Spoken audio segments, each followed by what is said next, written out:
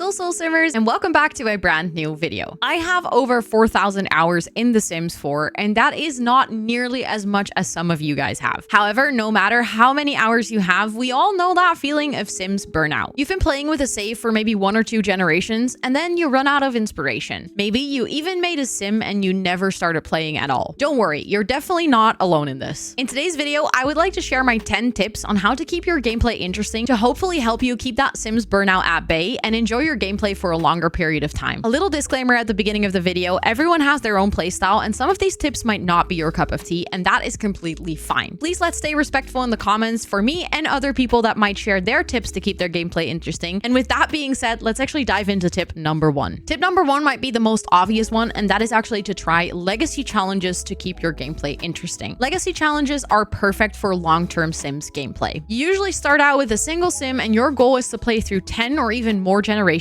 where every generation allows you to focus on a slightly different storyline with slightly different goals. This makes that you play through many different aspects of the game, and that every single time you have a new generation, you don't have to come up with the backstory or basically their goals in life, but the generation will kind of tell this for you. This encourages you to explore careers, packs, and skills that you might have never tried before. It is a great way to experiment with a wide variety of gameplay mechanics while building a rich storyline over time. If you're interested in finding out about some fun legacy challenges that you could try, I've actually made a bunch of legacy challenge trackers that you can download completely for free. They're all linked on my store down below, and with downloading those trackers, you get also a direct link to the rules of the challenge, and I've actually written my own legacy challenge called the Pack Legacy, which challenges you to play through every pack, one pack at a time, allowing you to explore all the DLC that The Sims has to offer. That is a very nice bridge into tip number 2, which is actually playing with less common packs. If you find yourself always playing with the same packs, for instance, Parenthood, Growing Together, your typical family gameplay, then it might be fun to try out something that is completely out of your comfort zone. Try opening up Jungle Adventure or Vampires and play with an occult sim if you've never done that before. For example, packs like Vampires, Eco Lifestyle, or Journey to Batu even open up complete new styles of gameplay, which can sometimes just trigger that little peak of interest into the game to get you playing again. Tip number 3 is actually to make a family tree to keep yourself engaged. Building a family tree adds depth to your gameplay. Keeping track of your Sims genealogy, creating a storyline around each family member helps you build attachment to your Sims. As the family grows and diversifies, the legacy story becomes richer with drama, achievement, and rivalries. You might find yourself being more entertained than you've ever been with playing The Sims. Plus, it's always rewarding to see how certain features and traits gets passed down through generations in your family tree. This is actually the perfect opportunity to showcase my favorite family tree service, which is the Sims Tree, who are also very kindly sponsoring today's video. You might have actually heard me talk about the Sims Tree in other videos. I've made 2 Sims Trees that I've actually published for people to keep up with my legacy challenges, the one that I'm playing on my own YouTube and the one that I'm playing on my Twitch channel. And in both of them, I'm tracking every single sim and their backstory so that when people join in later in the challenge, or they just want to read up on what has been going on so far,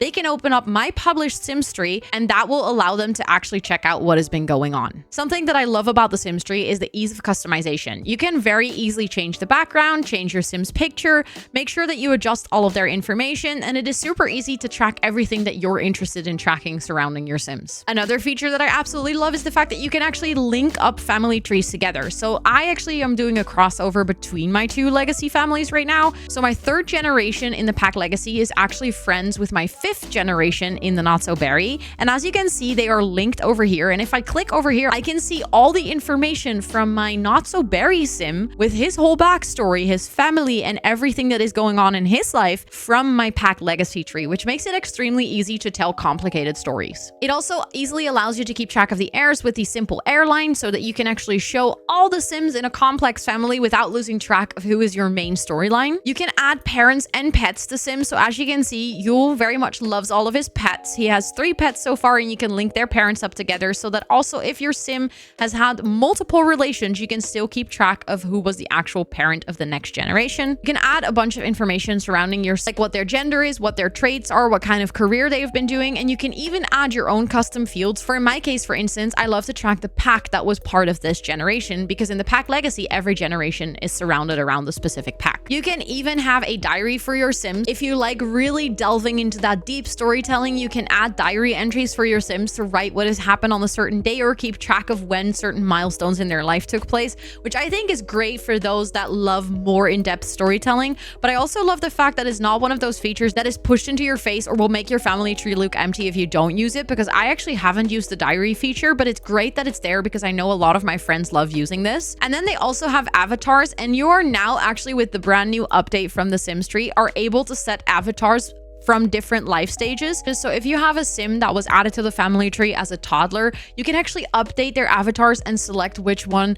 is supposed to go with which life stage, and then you can actually see them grow up through their avatars in the Sims tree. And something they also recently added with the newest update is that you can actually add your own connections. So if you want to link up a Sim to your Sim that you're playing with, you can actually go for all of the built-in connections. So you can say that they're divorced, engaged, they were flirting, they were a spouse of each other, all of those things. But if you want, you can even set up your own custom connections so that you can get even more detailed with your storytelling. So let's say they weren't actually a flirt, but they were a one-night stand. I've set that up. You can pick your own icon to go with it even, so you can customize all the icons on your family tree. And if I set that up, as you can see, they have a little love letter next to them now. And if you hover over it, it will tell you that it was a one-night stand. I absolutely love this feature because I have been struggling sometimes with like the best option for them to set it up. Like they might have been a one-night stand and they might have actually only flirted. Another connection that I'll probably add sometime soon is the fact that Rosie in my pack legacy was not just his ex or they were divorced. She was even the surrogate mother of the children. So I can like add that as a connection to give even more depth and create my own storytelling with that. And that is something that I love about the Sims tree, is that they continuously release new features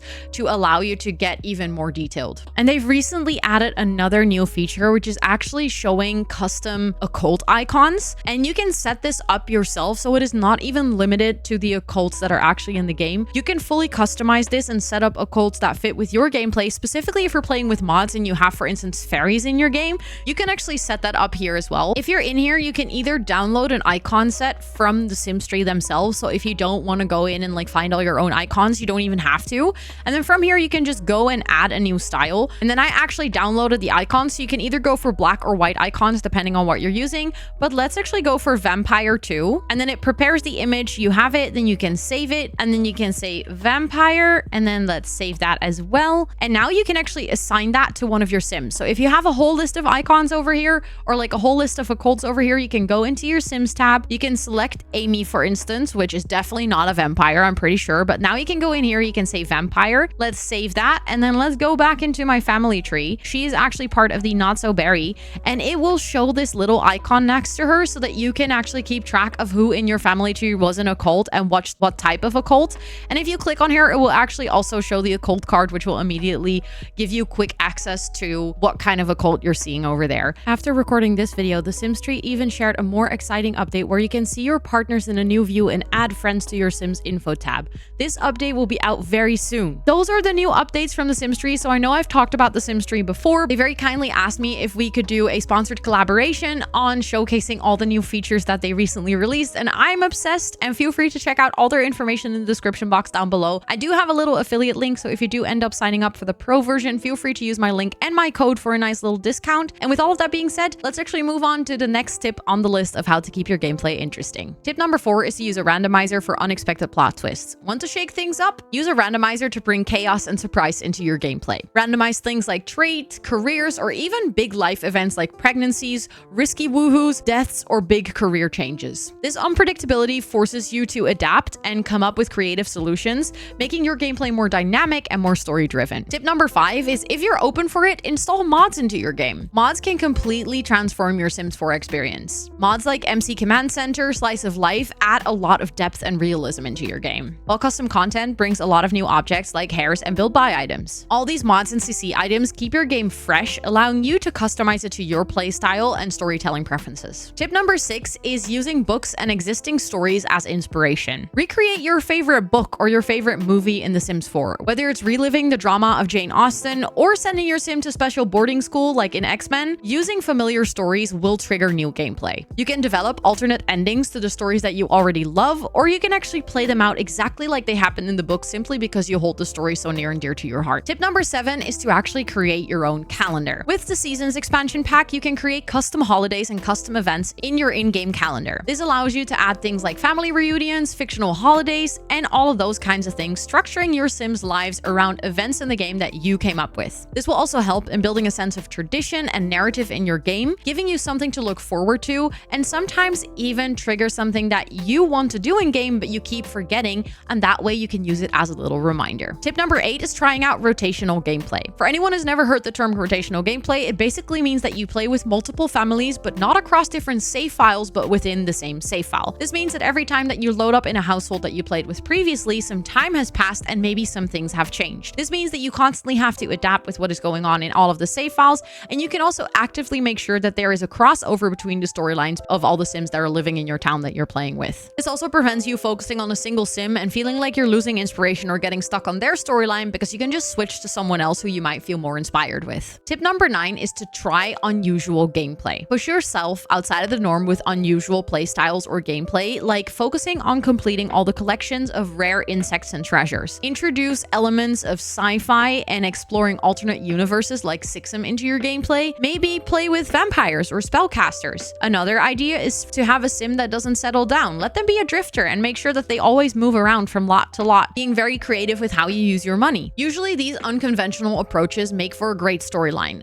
The most well-known from this is Rags to Riches, which is not technically a legacy challenge. I know a lot of people would call it that, but there is many more challenges out there that will actually allow you to play the game in a slightly different way than that you've played before. And then my last tip on this list, tip number 10, is collaborate with other Simmers. The Sims community is full of creativity, and collaborating with others can open up a world of possibilities. Try participating in community challenges, try sharing your builds on the gallery, or join storytelling groups on Facebook. Engaging with other Simmers allows you to learn about new techniques, get inspired by others' ideas, and adds the social element that actually keeps the game fresh and exciting. Let me know in the comments down below what your favorite tip on this list was, and also if you have any additional tips that allow you to keep your gameplay interesting in The Sims. If this was the first video that you've ever seen of me, feel free to check out the rest of my channel because I make videos about anything The Sims. And if you like what you see, don't forget to hit that subscribe button and notification bell. And if you like this video and it was helpful to you, please don't forget to toss it a cheeky like because it does really help the video get to more people. And with all of that being said, thank you so much for watching, and I'll see you on the next one.